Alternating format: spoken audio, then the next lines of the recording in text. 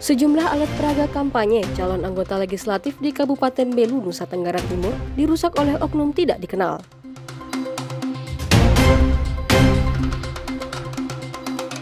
Uskup Emeritus Monsinyur Antonius Paenratu yang pernah menjabat Uskup Atambua selama 25 tahun dikabarkan meninggal dunia pada Sabtu pagi 6 Januari 2024. Ratusan umat Hindu di Kota Kupang melangsungkan upacara duka yakni Pitre Yajna atau Ngaben, yang merupakan pembakaran jenazah dipercayai oleh umat Hindu untuk menyempurnakan jenazah kembali ke Sang Pencipta. Halo, salam sejahtera pemirsa. Timur Sepekan kembali menyapa Anda bersama saya Trisna Nila. Selain 3 topik utama tadi, hari ini kami juga menghadirkan beberapa informasi penting lain. Anda dapat menyaksikan Timur Sepekan atau program menarik lainnya di www.timortv.com. Berikut cuplikan berita lainnya di Timor TV, ini TV Ketong.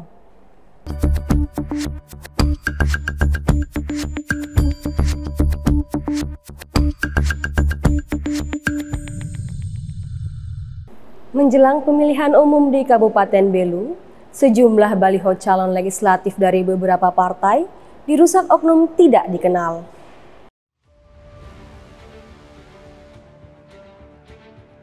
Sejumlah baliho calon legislatif dirusak oleh oknum tidak dikenal di beberapa titik dalam wilayah Kabupaten Belu. Baliho dari caleg tersebut dirusak dengan cara dirobek dan dicabut sehingga terjatuh di tanah. Dalam hal ini dengan tujuan untuk mengumpulkan bukti-bukti dan keterangan, barang bukti dan keterangan, istilah full paket.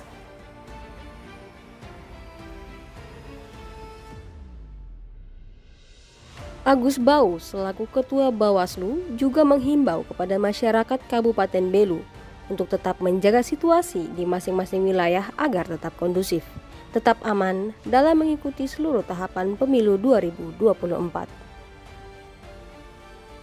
Tim Liputan Atambua TV melaporkan. Netralitas aparatur sipil negara menjelang pemilu 2024 kembali menjadi sorotan di masyarakat. Apa saja yang menjadi potensi pelanggarannya? Berikut liputannya. Berdasarkan Undang-Undang Nomor 5 Tahun 2014 tentang aparatur sipil negara disebutkan bahwa aparatur sipil negara dilarang menjadi anggota atau pengurus partai politik. ASN pun diamanatkan untuk tidak berpihak dari segala pengaruh manapun dan tidak memihak kepentingan siapapun karena dapat merugikan pemerintah negara dan masyarakat. Terlebih dalam perhelatan pemilihan presiden dalam pemilu 2024.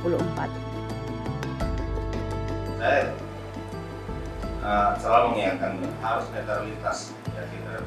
Kalau memang ketuaan ini itu kewenangan Bawaslu, ya sanksinya juga itu bukan kita punya kewenangan. Tapi sebagai pimpinan yang di sini kita selalu mengingatkan kepada mereka aturan. Netralitas bagi aparatur sipil negara harus terus diawasi dengan mengenal beberapa potensi pelanggaran yang terjadi.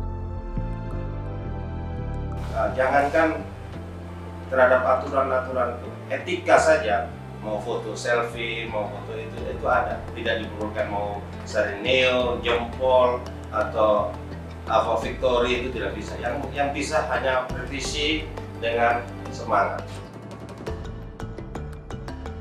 Ketika kita dalam politik tentu kita harus berpihak kepada siapa?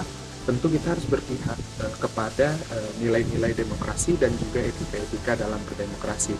Itu kalau kita kaitkan dengan pemilu. Situasi politik menjelang pemilu 2024 memang semakin memanas. Namun ASN harus tetap pada kedudukannya. Profesional dan tidak memihak pada kontestan politik yang akan bertarung dalam pemilu 2024. Dari Kupang, Tim Liputan Timor TV melaporkan.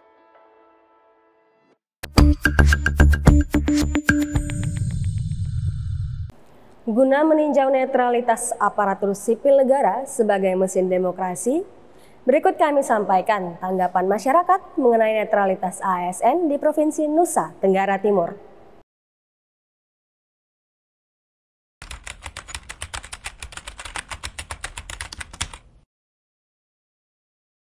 Gagasan konsep tentang netralitas birokrasi itu atau dalam konteks ini aparatur sipil negara itu kita menurut kalau saya itu berdasar dari asumsi soal pendekatan moralistik bahwa birokrat atau ASN itu tidak boleh berpihak dan harus membatasi diri dari justifikasi politis. Nah, jadi netralitas itu mengabaikan posisi yang tidak berada pada arus kehendak politik tertentu.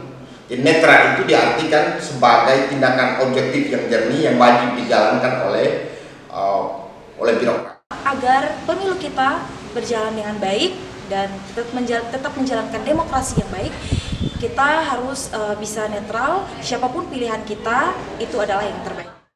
Menanggapi video viral yang beredar di masyarakat tentang aksi salah satu pemuda asal ND yang memukuli pria ODGJ hingga terjatuh kesakitan, berikut kami sajikan tanggapan masyarakat Kota Kupang untuk Anda.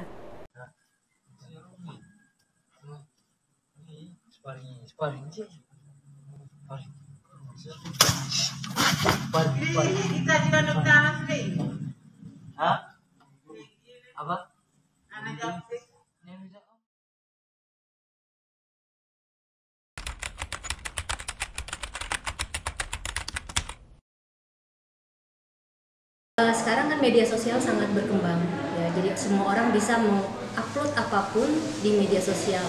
Tetapi kadang-kadang orang lupa, tidak semua hal itu bisa diupload. Salah satunya kasus yang menimpa salah seorang ODGJ yang kemudian dijadikan sebagai konten.